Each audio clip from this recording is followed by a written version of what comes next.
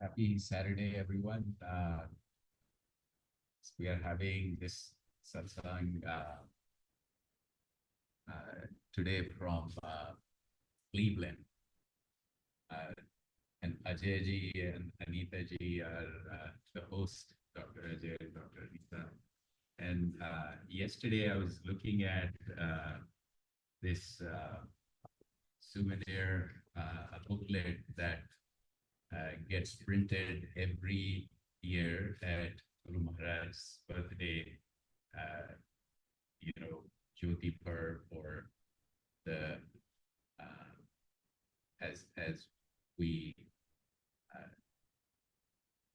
refer to Guru Maharaj's birthday as the day of the light, because all we do here is imbibe the light, manifest the transcendental energy in form of light, and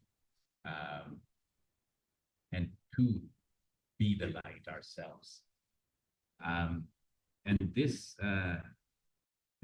in Delhi, Anita ji and Ajay ji, so Ajay ji's father, who met Guru Maharaj when he was very, very young, I think even before college, just before college. And he would set these sessions in Rashtrapati Bhavan, or the president's house.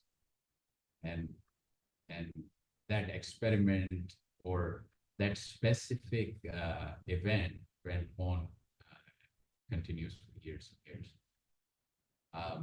So today, Ajay ji will talk about Guru Maharaj, his, as we need to understand where he started and where he got to,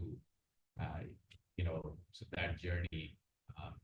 And then we'll, today, I think the topic is the mind, the incredible machine. And so we'll hear that from Anita ji, and then we'll practice satsang, because essentially to enhance the powers of the mind, this practice that we do essentially does that. So, Ajay ji.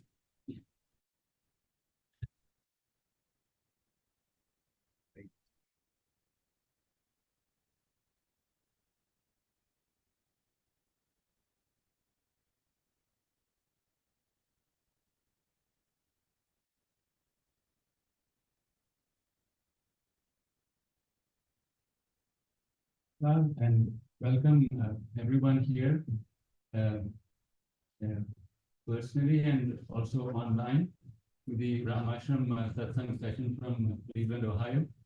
And as Bhai Sahab mentioned, the focus of this 3-session program is the human mind. And we will start the proceedings with a brief profile of the founder of Ramashram Satsang, Paramsant Dr. Chaturbhuj Sahaji, and we all refer to him as Guru Maharaj. So our Guru Maharaj was born on the 3rd November 1883 in the northern part of India into a deeply religious family. And he grew up in an atmosphere that was charged with love for God and devotion. At the age of 18, he shifted to his maternal uncle's residence to pursue further his studies in medicine. And there he stayed for several years near the bank of the Holy Ganges, where he had the privilege of the company of saints and sages, from whom he learned the preliminaries of several practices like Hatha Yoga, Raj Yoga, and other spiritual and religious practices. Later on, he joined a society which is Arya Samaj Society in India. And this is a non-denominational service-oriented organization, and worked in this organization at several places, including Agra, while he was studying and practicing medicine. Now, Guru Maharaj left the society when he felt that the focus on service was diluted in that society, and it no longer fulfilled what he aspired for. Sometime, close to that time, Guru Maharaj met His Holiness, Samarth Guru Mahatma Shri Ramchandraji Maharaj in 1910. And he was attracted to his charming personality, which was a unique blend of intellectual wisdom and a loving heart. Shri Ramchandraji, however, kept his spiritual accomplishments hidden behind a facade of family life and government service. Despite constantly interacting with Guru Maharaj for nearly 2 years, Mahatma Ramchandraji did not reveal his advanced spiritual state to Guru Maharaj. But one day, overcome by grace and love, he seated Guru Maharaj in front of him and asked him to close his eyes and meditate.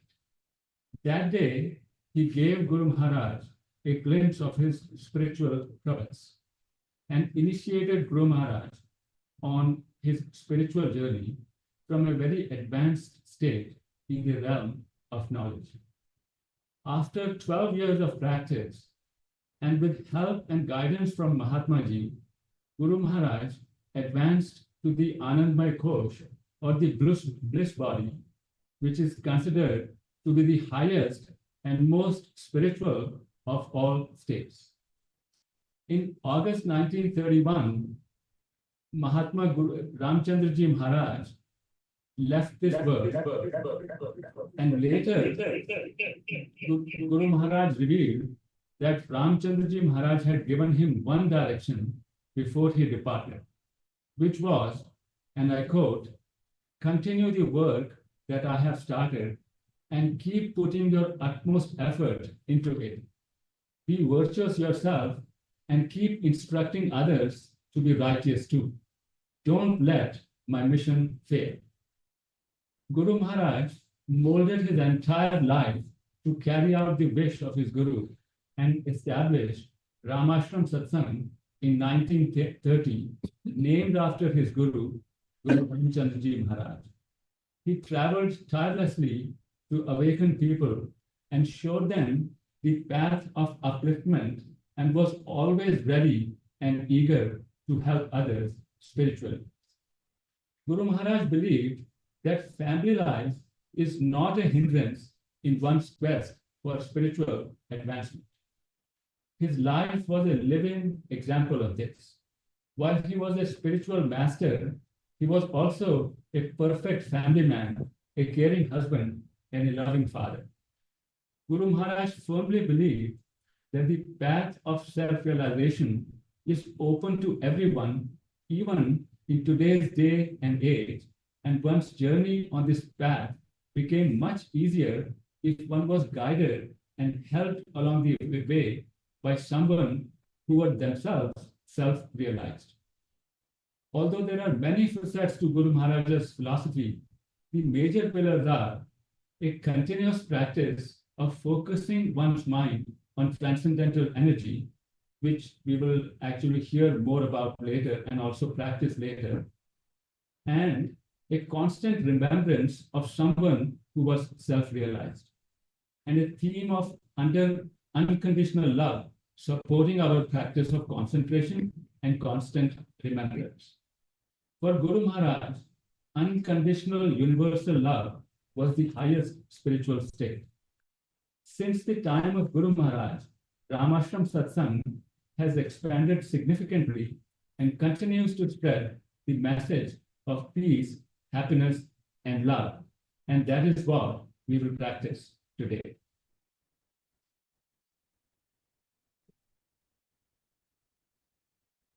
So we will hear more about the mind now. So I was in the 7-volume book that Guru Maharaj has written. He did refer to mind as a tool that we have, which is almost like a double-edged sword. It can take you all the way up to the higher states, as well as it can take you down to the pits. So he gave an example that mind is something like a rifle that a soldier gets. If he knows how to use it well, he can use it for his advantage. If he doesn't, he can shoot his own foot. And, if you really see how the power of mind is utilized, we actually, it is an incredible machine, but how many of us really use it well is a good question. There is one more thing that,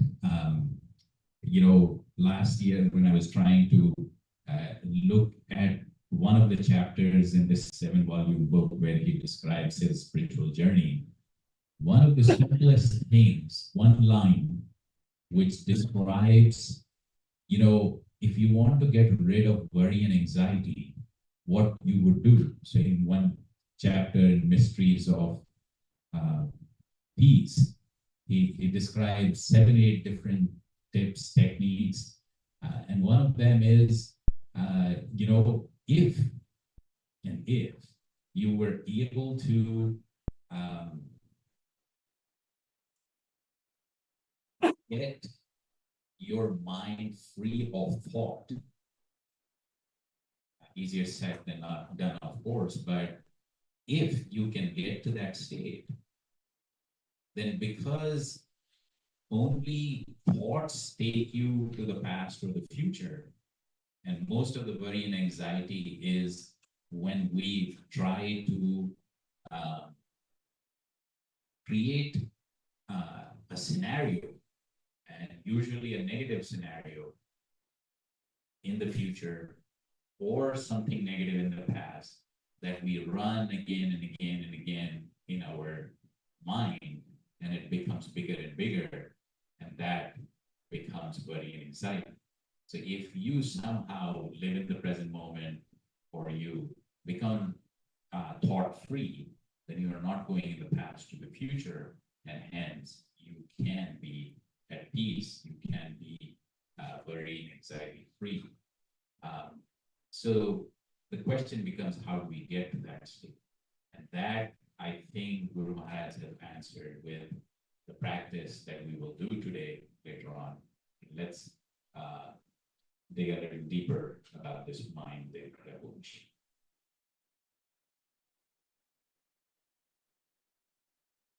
Sure, everyone. Good morning. So, like the teacher said, the focus of this session retreat is on the mind. A few years ago, when artificial intelligence burst on the scene, there was a lot of anticipation and excitement. There was also apprehension about the new technology replacing humans in various professions, and alarm bells were sounded about job losses in multiple professions in the very near future.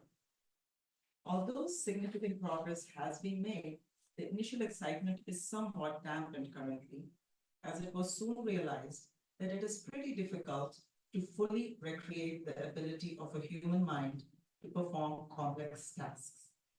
With so many resources and efforts directed towards artificial intelligence, we still have not been able to fully replicate the complexity and functionality of the incredible machine that the human mind is. The human mind is significantly more evolved than other creatures and separates humans from other creatures. The only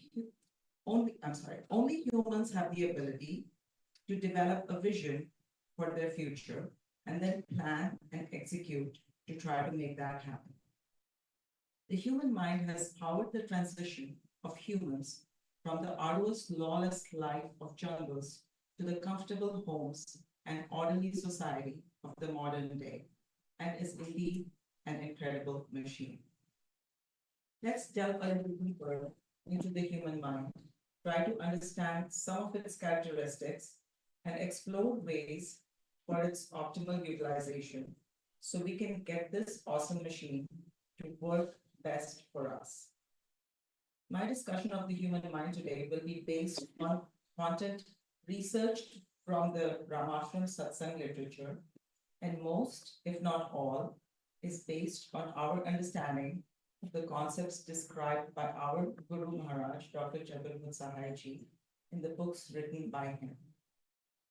The human mind is a remarkable machine, but frequently, and in most people, the mind functions significantly below its peak performance level. Just like for greater physical strength and muscular development, we have to engage our muscles by lifting weights interspersed with periods of rest. If we want to enhance the performance of our mind, we have to alternate between engaging the mind in tasks requiring active thinking and analyzing, and the practice of trying to get to a thought-free state. Trying to get to a thought-free state is essentially a practice of concentration, where one focuses the mind on one thought and then eventually lets go of that one thought to get to a thought-free state. Such mental exercise results in the progressive development of one's mind, expands brain size, improves functional connections of the brain, and enhances mental power. This significantly improves the functioning of our mind. We know that water lying on the ground in isolated puddles cannot achieve much. However, that same water can generate abundant electricity when channeled into a focused stream. When steam is, dispersed free into the atmosphere, it cannot move even a single leaf. But when focused, it can drive big engines and pull massive trains. Similarly, the power of the mind can be significantly enhanced when we attain the ability to adequately focus it. In its focused state, the mind's ability is unfathomable and it can accomplish almost anything. Let us further discuss the benefits of an adequately concentrated mind. To do that, first, let us talk about two characteristics of the mind described by Guru Maharaj that help us understand the benefits of an optimized mind. The first is that the mind interfaces with the physical world and the external senses on one side and the inner consciousness on the other. Secondly, the mind is the only tool we possess that can make things happen for us, both in the physical world and on our spiritual journey. Without optimum participation and performance of the mind, we will not succeed in our worldly or spiritual endeavors. It is the only means for us to go anywhere, both in the physical world or on the spiritual path. A focused mind helps us perform better in whatever worldly pursuit we are engaged in. If someone is a student, it helps them quickly grasp subtle concepts. At work, it makes us more efficient and productive. Our ability to tackle complex and challenging situations is greatly enhanced in all spheres of life, resulting in a much better life experience overall. How does a disciplined and focused mind help in our spiritual evolution? Although there are other facets to Guru Maharaj's philosophy, the centerpiece is a practice of concentrating the mind. He believed that attaining total concentration of the mind energizes the dormant powers of the mind and is the fundamental basis of spiritual advancement. He states that when one achieves perfect concentration of the mind, thoughts no longer perturb one's peace. The senses are reined in and in control. The intellect expands, and there is the dawn of inner wisdom. In light of this wisdom, one sees and understands concepts and principles previously unknown to them. This changes one's behavior and transforms a person into what they need to be. All the practice and all the effort one puts in for spiritual evolution is only to acquire qualities that make one a human in the true sense of the word. This state is also called the target state. And this is what one seeks on their spiritual journey. Therefore, when trained and conditioned appropriately, it is our mind that powers us into our spiritual goal. We have discussed how good our mind can be and what an asset it can be when it is disciplined and focused. However, there are inherent negative traits of the mind that must be overcome before one can reap the full benefits of what the mind can do.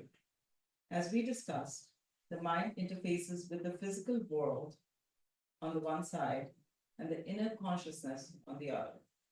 The default setting of the mind, though, in most people, is towards the physical world, resulting in an eat, drink, and be merry attitude, which only leads to short-lived happiness and causes increased internal turbulence.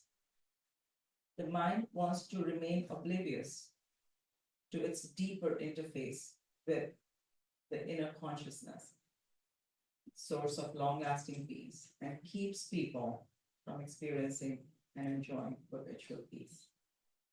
The mind also has a strong tendency to resist change, and therefore, the task of disciplining it and orienting it inwards is not easy and elicits a monumental resistance from the mind.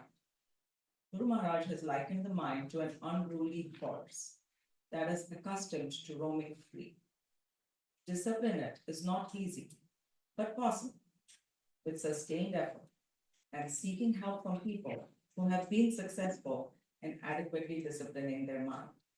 Riding an untamed horse will take us in different directions, but we will reach nowhere. When disciplined and controlled, the same horse gets us to our destination. Similarly, an undisciplined mind gets us nowhere, but a trained mind will get us to our destination of choice. Just as we risk a fall and injury when riding an untamed horse, an undisciplined mind also poses a risk to us. It is a formidable force, which is a double-edged sword, like Sanjeevji was mentioning. It can lift us to great heights, but can also bring about a great fall. In conclusion, our mind is a formidable force that, when trained and harnessed appropriately, becomes our greatest asset and gets us to any destination of our choice, both in the physical world and on our spiritual journey. Constant effort to concentrate and train the mind helps us do well in our daily lives and also makes us happier and more peaceful.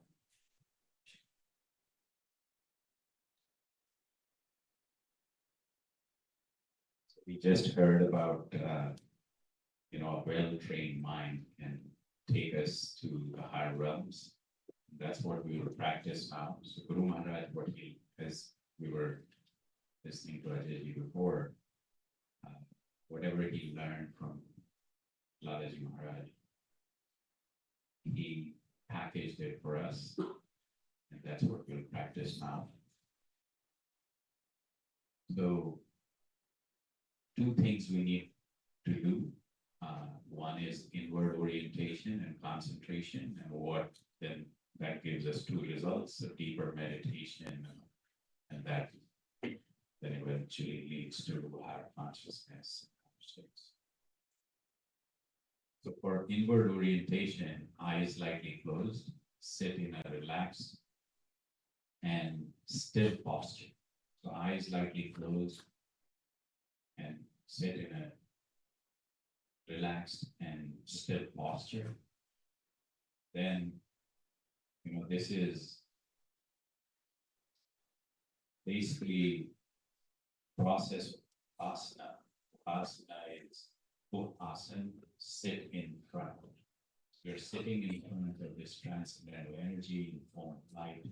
The light is entering our heart, distributing throughout our body, and we're becoming one with this light. So just feel the presence, feel the connection with this transcendental energy in form of light. That light is entering our heart, enlightening. Then that light is traveling to every part of the body, and we are becoming the light. We're getting completely. When mind wanders away, which it will, all we have to do is bring it back to this part and this part alone. So as we were listening, the first step from multitude of thoughts, we come to one thought. Then we drop that. So that one thought is of this transcendental energy in form of light that's entering our heart, distributing throughout our body, and we're becoming one with this light. To help concentration, we'll start with music. The music fades away, and we go in deep silent meditation on this transcendental light. That will transition out with music. Let's start.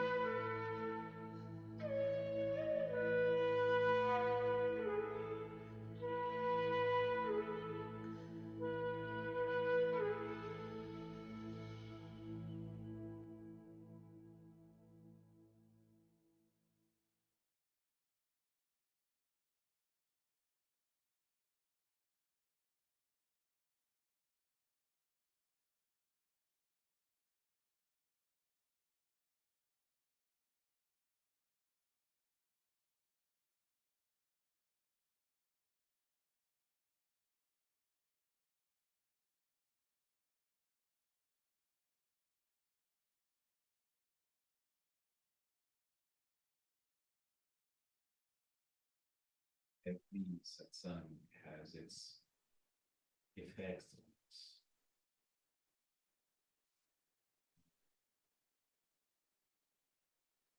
It's this place, or it's this session, or it's just collective energy, or it's blessing. It's feel that it's this enormous power. That's this excitement. I forgot to mention that September is also the month when Guru Maharaj's eldest son,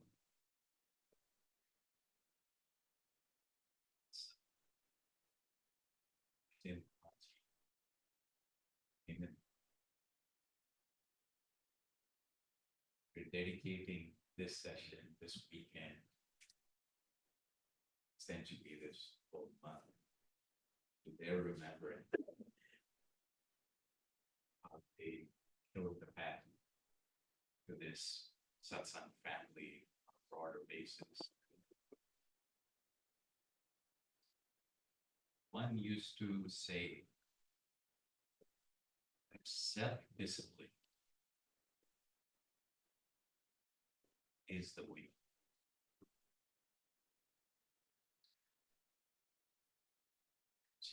That this satsang provides us the inner strength that then drives us to empower ourselves, uplifting ourselves as we do this thing, taming our mind. But his view was that self-discipline has such power. Collective self-discipline drives this. But then Hemant Kumarji was, we need some amount of external discipline as well. And he used to provide that administration, guidance.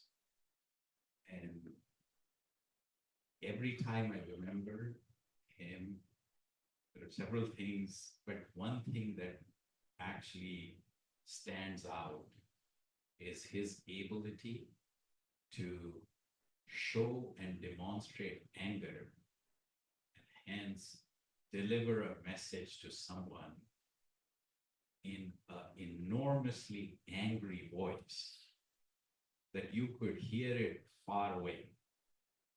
And then 5 minutes later, somebody else would be having a deep spiritual discussion. That ability to control your behavior, your ability to switch between states, leveraging anger as a tool that would it's just one in the toolbox which provides the ability for you to do what you need to do. So now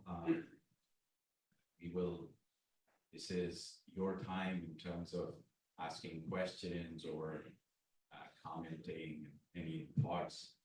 But before that, ask Raghunathji to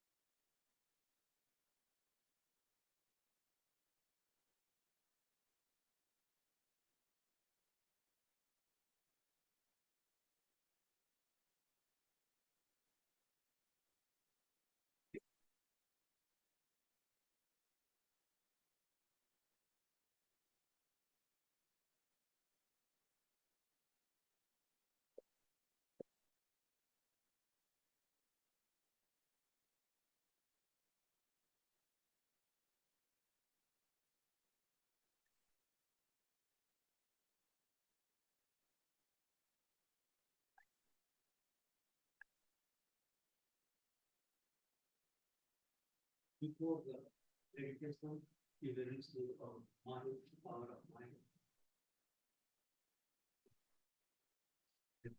How it comes to power. Like that.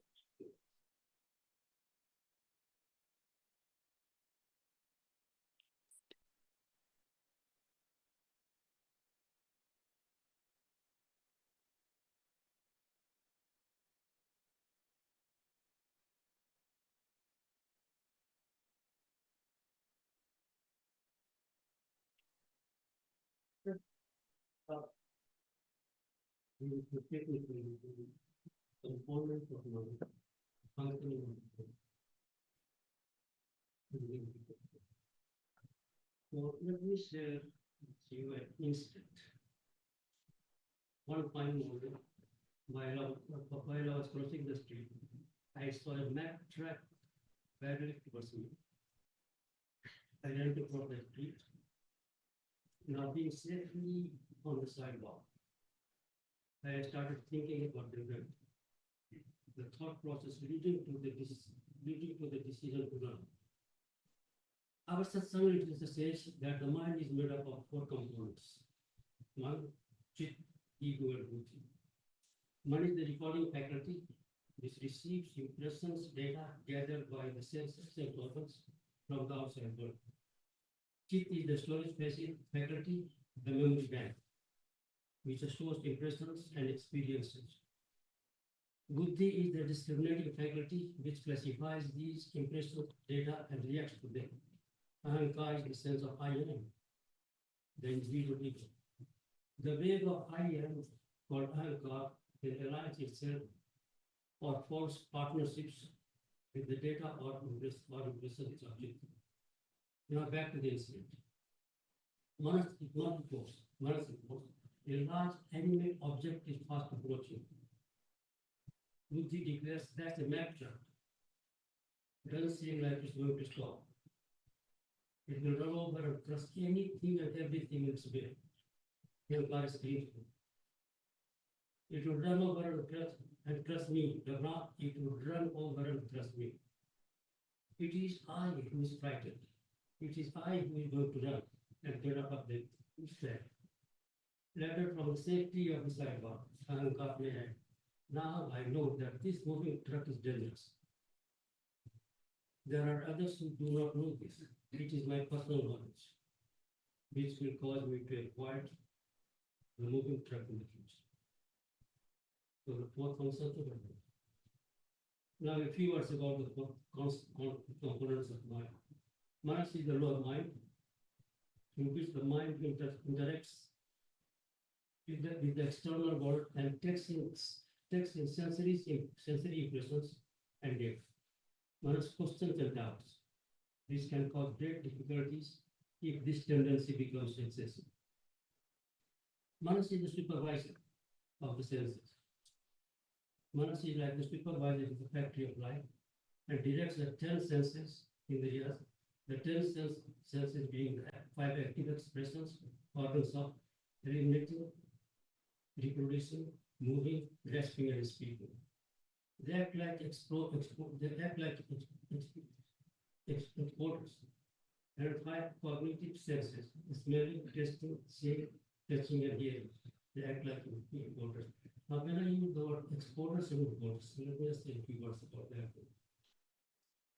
I was sitting on the sofa, and the smell of food came from the dining table. So, what is my senses? The sense of a smell, were over there. So that's exported. When I got up, go over there and pick it up. So that's important. So the sense organs are so that's the reason I call it important switch exporter.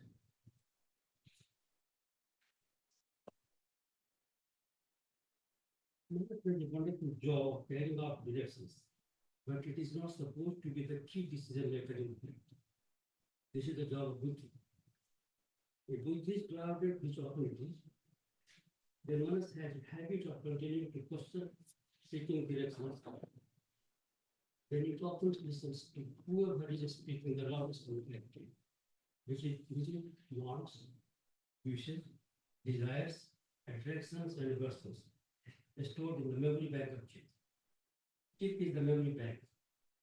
It stores impressions and experiences. And while it can be very useful, it also causes difficulty if its functioning is not coordinated with others. Buddhi is the higher aspect of mind. The doorway to inner wisdom. The word buddhi itself comes from the root bud, which means one who has awakened. Buddhi has the capacity to decide, judge, and make cognitive discriminations and differentiations.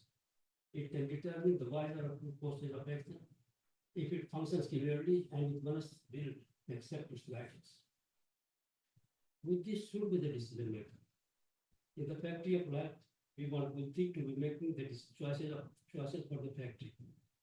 Otherwise, mass gets its instruction from habit patterns stored in sanskars that are colored by ahankar, the ego. Often Buddhi is clouded over by all of the coloring and impressions in the gene. Thus, the major task of sadhana, the spiritual practice is to uncloud Buddhi. Ahankar. Ahankar is I am. Ahankar is the sense of I am, the individual ego, which feels itself to be a distinct, separate entity. It provides identity to our functioning, but Ahankar also creates our feelings of separation, pain, and alienation.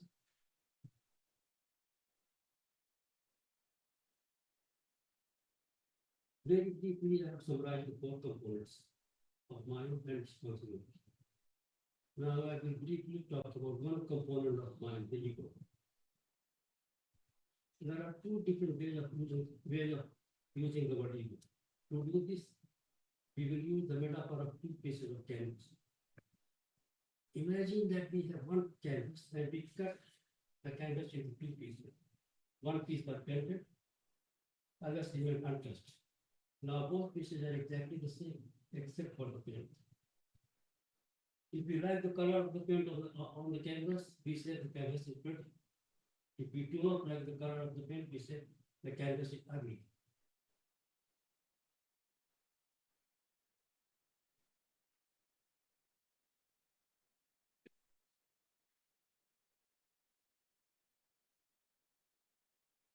If you do not like the color of the paint, we say the canvas is ugly.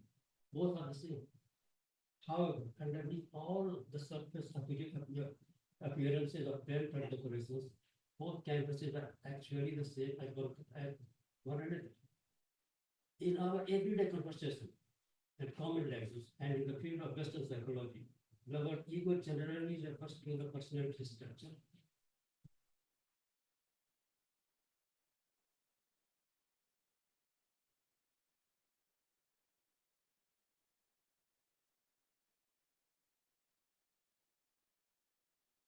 Thus, in our canvas metaphor, the ego of Western psychology refers to the paint and decorations.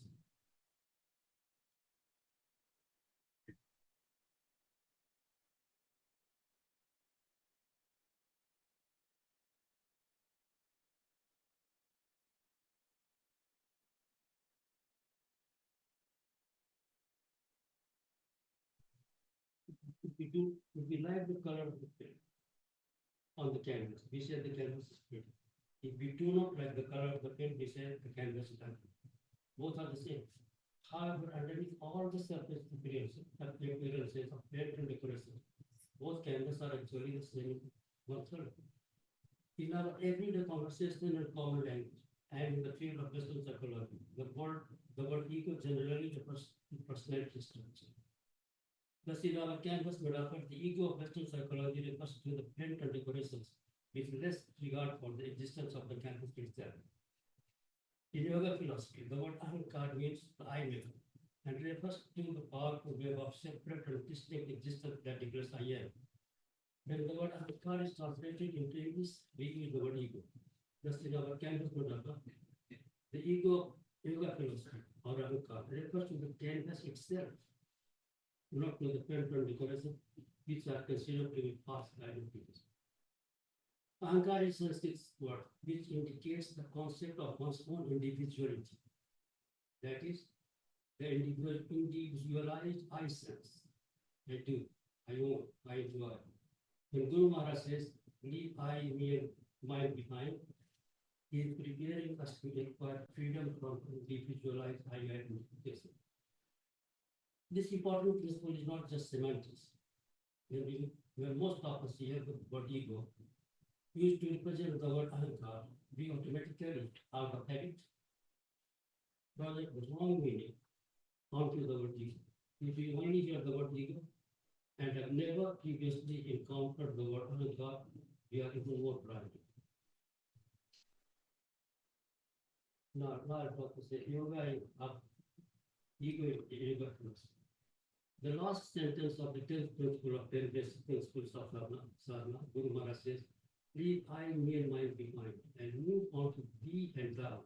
In this simple sentence itself, we have a glimpse of ahankar, ego, and how to conquer it. All together, just one says, leave I, me, and mine behind and move on to thee and thou. If we really get into that sentence, that has a glimpse of ego, ahankar, and how to conquer it. Ahankar is ego. Ego manifests itself to I, me, and mine. To leave me, and mine behind means getting out of the clutches of ego, absence of ego. How can we bring about absence of ego? By understanding what causes the presence of ego. Presence of ego is the result of ignorance. What is ignorance? You regard the non-eternal as eternal, the pure as pure, the painful as pleasant, and the non-atma as the atma. This is ignorance. Ignorance. By Mahasi Patanjali's definition is false identification. If you say, I'm the body, I'm this body, this is named X. You are regarding the non-atma as the atma. And this act of ignorance leads automatically and instantaneously to millions of similar acts. By denying the Atma within us, we deny it everywhere. We misread nature, we dwell on the outwardness of things, and see the universe as multiplicity rather than unity. The central act of ignorance is identification of the Atma, which is consciousness itself, with the mind-body composite. That which merely reflects consciousness is the classical definition of illusion. By leaving I, me, and mine behind, and moving on to thee and thou, prepares us to achieve total destruction of this ego, individualized identification. And we know that total destruction of ahankar means self-knowledge, knowledge of truth. Only one who knows the truth of self is completely free from ahankar, free from identification with an individual right. With the total destruction of ahankar, freedom from individualized identification, the story ends. Without the total destruction of ahankar, without the freedom from individualized identification, the story will continue. Who knows how it takes the words.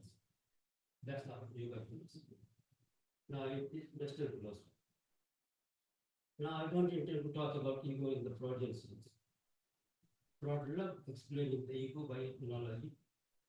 Our ego, the ego by the rider on a horse, with our unconscious drives representing the animal, while the ego tried to direct them. Modern philosophers define ego as humans live in a context of justification and question-answer dynamics, and the ego can be viewed as the mental organ of justification. This is one of the key insights given by the unified theory of knowledge. According to unified theory of knowledge, the human ego is the mental organ of justification. The ego has both cognitive and motivational functions to justify the self. Our ego is rooted in our evolutionary heritage and helps us to survive and thrive in the world. All these definitions are clear enough. but of predicted value outside of clinical settings. The lust for power, dominance, control, praise, glory, worship, attention, esteem, and so on, are all ways in which the ego manifests itself and causes harm. An unhealthy belief in our own importance, an unhealthy belief in our own importance, arrogance, self-centered ambition. It is the biggest child inside every one of us. The one that chooses his or her way over anything and everything. The desire to be better than, more than, recognized for, far past any reasonable utility. That's ego. It's the sense of superiority and certainty that exceeds the bounds of confidence and talent. Anytime we become consumed with being viewed as the greatest, the best, or superior to others, that is our ego at work. Over here, I would like to introduce a tragic figure in Greek mythology, Narcissus. Narcissus was a hunter in Greek mythology. He was a very beautiful young man, and many fell in love with him. However, he only showed them contempt and disdain. One day, while he was in the woods, the old Echo spotted him and immediately fell in love with him. When Narcissus sensed that someone was following him, Echo eventually healed herself and tried to hurt him. However, he pushed her off and told her not to bother him anymore. Echo, in despair, roamed around the woods for the rest of her life and wilted away until all of which remained was and Echo sound. Nemesis, the goddess of retribution and revenge, came to know what had happened and decided to punish Narcissus. Narcissus led him to a pool where he saw his reflection in the water and fell in love with it. Although he did not realize in the beginning that it was just a reflection. When he understood it, he fell in despair and his love could not materialize and committed suicide. According to legend, he turned into a flower. The flower was Narcissus flower. In Persian, Narcissus translates into the word Nargis. And we all have heard. हजारों साल नरगिस अपनी बेलूरी को होती है, बड़े मुश्किल से होता है सभी को जिंदा होता है. Although the story of Narcissus is seen as a warning against excessive vanity, there is a lesson to be learned from it as well. Namely, that we should be careful not to become too absorbed in our own image and lose sight of the things that truly matter. Narcissus had a prominent place in the popular imagination, and the level of Narcissus is close, widely deployed to people who appear to be too full of themselves. There's also a growing sense that narcissism is on the rise among young people. Even narcissism.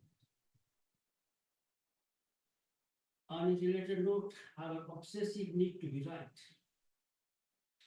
and prove that others are wrong can cause suffering in us and others. Many people would rather die than apologize for being wrong, just to protect their ego.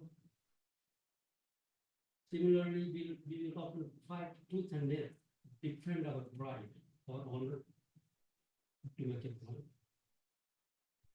Our ego blinds us to what is right and good as it distorts reality to selfish needs. Think of an argument that you have had with your partner, parent, child, or close friend.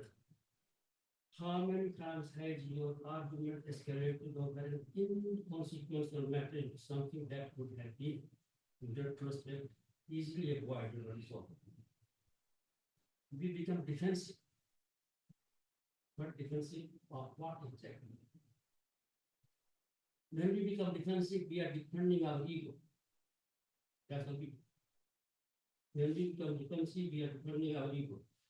Perhaps we might even say that our ego has hijacked our consciousness and is defending itself.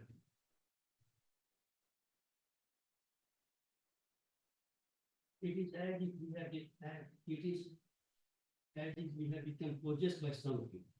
We want to be right and sure that they know that we are wrong.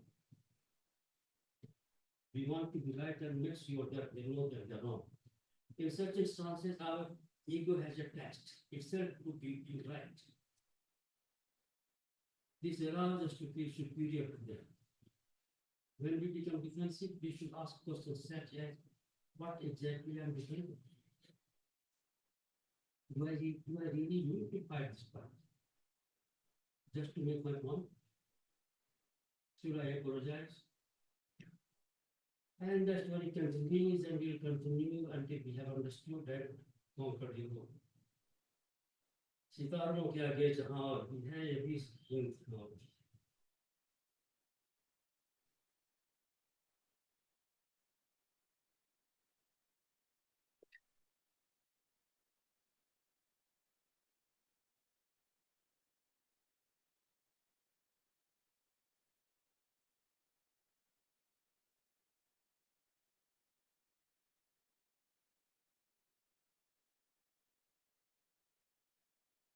Anyone online?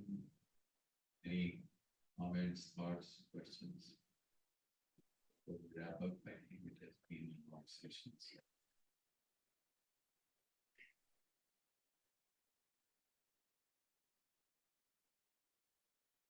So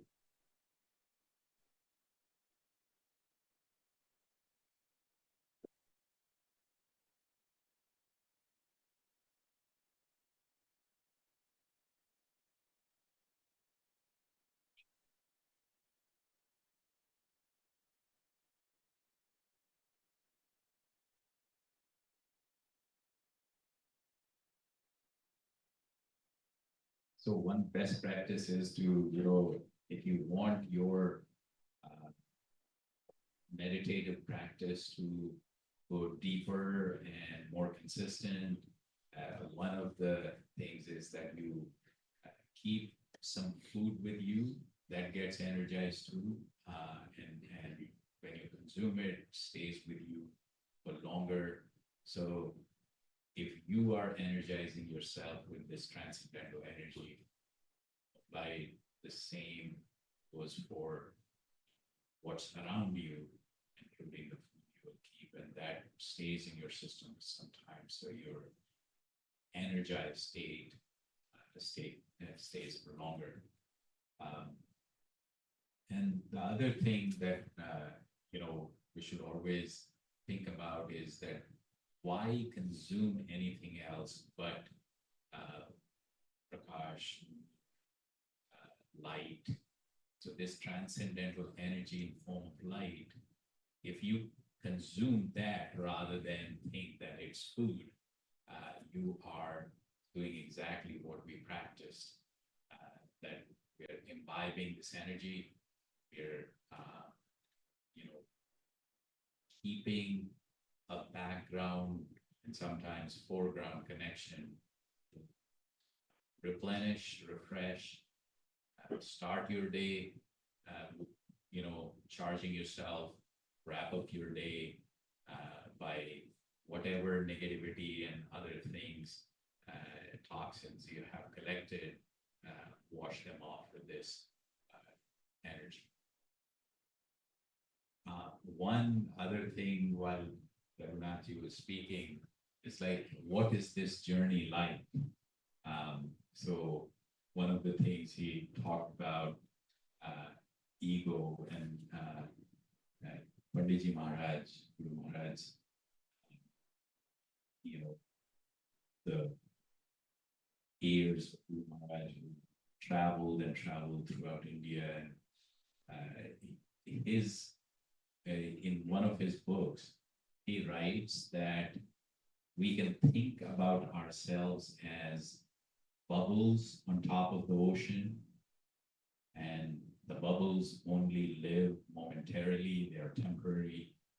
So if we identify ourselves as bubbles, then that's one of the states that Matthew was referring to. But those bubbles then, melt away fade away into the ocean. So if you identify yourself as the rather than the bubble, but the ocean, so you are actually the ocean. So the spiritual journey is from the identity of the bubble to figuring out that you are not the bubble but the ocean. So that just reminded me. But so let's meditate for 1 more minute, energize this food that we're offering here.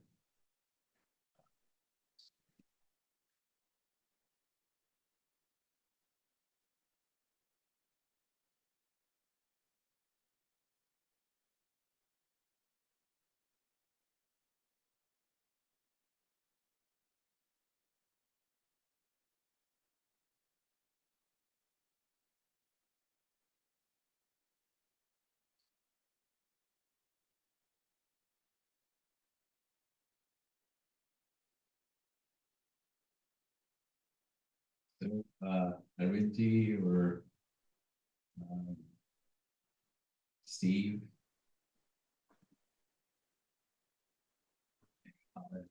wrap up here. Namaskar, Puji Huye. Sabko namaskar. It was so blissful beyond words. So very fortunate, very, very fortunate to be able to join. Thank you. Charno mein pranam. Yeah, I know that, you were planning to speak to So much to learn. Beyond words. Thank you. Steve, how are you doing?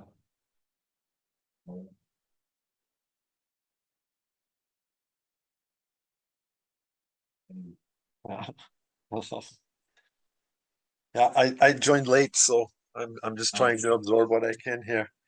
Okay. Good to see you. Thank you. Good to see you as well. Enjoy the energy. Yeah, we're in Cleveland. Yeah, totally, absolutely blissful. Wonderful to hear.